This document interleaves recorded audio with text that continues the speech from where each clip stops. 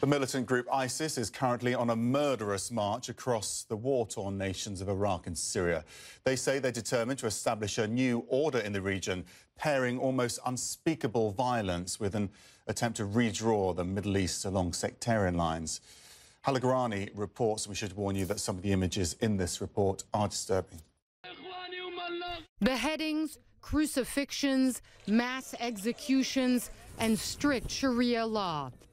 This is the reality thousands of Syrians and Iraqis are facing under the heavy hand of the militant group ISIS, which now calls itself the Islamic State.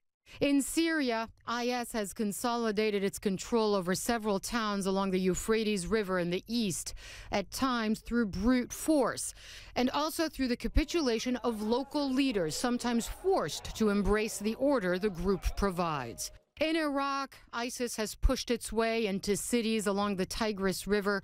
It captured the northern city of Mosul, executing large numbers of Iraqi troops and demonstrating how little control the government actually has in maintaining order. ISIL is no longer simply a terrorist organization. It is now a full-blown army seeking to establish a self-governing state through the Tigris and Euphrates valleys in what is now Syria and Iraq.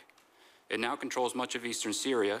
In January, in Iraq, it moved into Anbar province, taking control of Fallujah, and on June 10th, it moved on Mosul.